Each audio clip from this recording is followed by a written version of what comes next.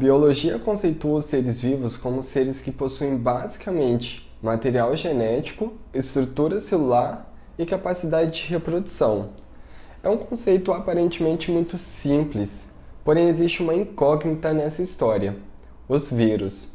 Esses seres microscópicos não possuem exatamente uma estrutura celular, não conseguem se reproduzir sozinhos e não conseguem sobreviver sem parasitar a célula de um outro ser vivo. Mas afinal, o que são os vírus? Do que eles são feitos? Onde vivem e como afetam a nossa vida? Eu sou o professor Daniel Fonseca, biólogo e mestrando em ciências, e neste vídeo irei te contar brevemente o que são os vírus.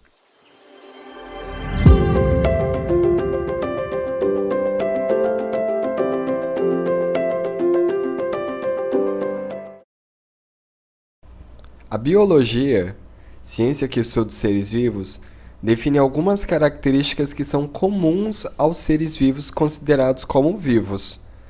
Entre tais fatores podemos mencionar a capacidade de reprodução, que é aquilo que permite um organismo manter seus genes vivos mesmo depois desse organismo morrer, a capacidade evolutiva, que é um processo natural através do qual os seres vivos se adaptam a determinadas condições do ambiente, a capacidade metabólica, que está relacionada com os processos vitais de obtenção de energia, excreção de substâncias, entre outros, as respostas aos estímulos, que se relacionam com os mecanismos através dos quais os seres vivos se relacionam com o ambiente, como, por exemplo, a percepção da luz, a estrutura celular, que é a unidade que compõe um ser vivo, sendo que este pode possuir apenas uma célula, no caso dos unicelulares, como as bactérias, ou até milhões delas, no caso dos multicelulares, como os animais e as plantas, e, por último, o material genético,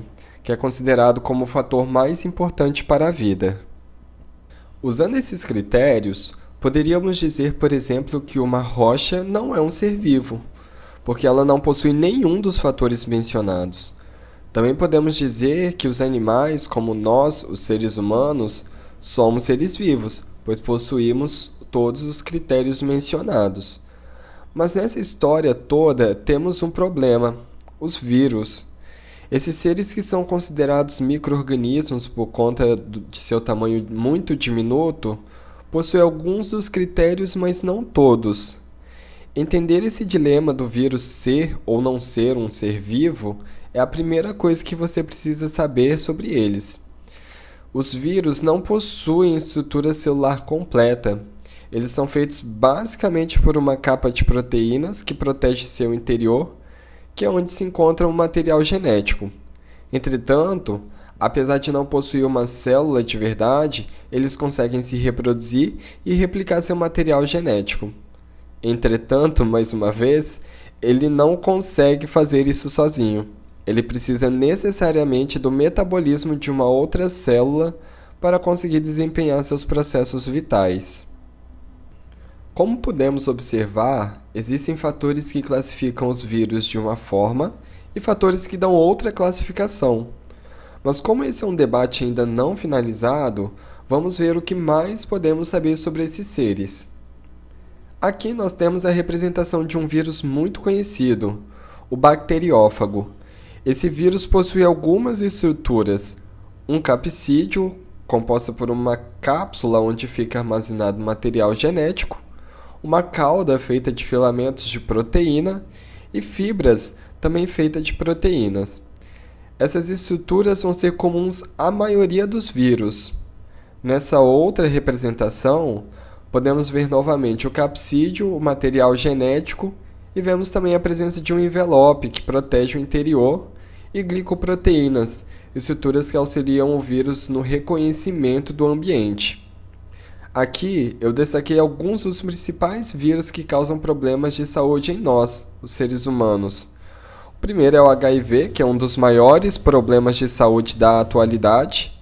Tem o vírus da hepatite, o vírus Ebola, que anos atrás dizimou muitas vidas, sobretudo no continente africano. O adenovírus, o vírus influenza, que causa a gripe, entre outros. Vou destacar aqui o vírus influenza, para entendermos alguns aspectos. Esse vírus, contra o qual já temos vacinas que nos protegem, é disseminado principalmente através da tosse ou espirro de pessoas infectadas. Ao adentrar o nosso organismo, o vírus começa a entrar nas células e utilizar o metabolismo delas para produzir mais vírus. Só para constar, a replicação viral acontece muito rápido. Um ciclo completo de reprodução pode durar cerca de 30 minutos, o que é extremamente problemático quando pensamos que um vírus gera o outro, e esses dois geram mais dois, que viram 4, que viram 8, e assim sucessivamente. No final de um dia, já teremos milhares de vírus dentro do organismo. Até que o nosso organismo consiga reconhecer esse vírus e começar a combatê-lo, eles já estão em um número suficiente para causar estragos à nossa saúde. E é por isso que a vacinação é tão importante para se prevenir de infecções virais. Agora, voltando ao influenza, por qual motivo todos os anos temos que tomar a vacina contra esse vírus? E aí entra um último fator sobre esses organismos que precisamos conhecer, que é a alta taxa de mutação que acontece no material genético deles. As mutações na biologia são alterações no DNA que acabam gerando novas características para as próximas gerações. A mutação é um processo muito lento em nós, seres humanos, já que para se gerar uma nova geração, leva-se em média uns 20 anos. Diferente dos vírus, onde uma nova geração pode surgir em questão de minutos. O fato dessas mutações acontecerem com muita frequência faz com que o vírus influenza fique cada vez mais adaptado a algumas novas condições, fazendo com que as vacinas contra esse vírus percam sua eficácia rapidamente. Porém, essa questão dos mecanismos de ação dos imunizantes é um tópico que veremos mais para frente no nosso curso.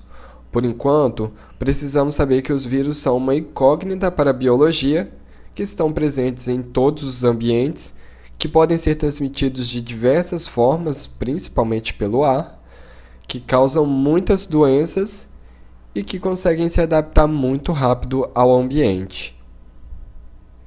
Bem, este foi o segundo vídeo dessa sequência de discussões sobre aspectos diversos relacionados com o tema vacinas. Lembrando que estamos aqui tão somente para promover a ciência e tentar vencer a desinformação. Tudo o que foi dito aqui foi tirado de fontes científicas e jornalísticas, ou seja, nada inventado. As referências utilizadas para a elaboração deste vídeo estão na descrição no YouTube ou abaixo do vídeo, caso você esteja acessando pela plataforma de cursos do CEFOR. Se cuide e até o próximo vídeo.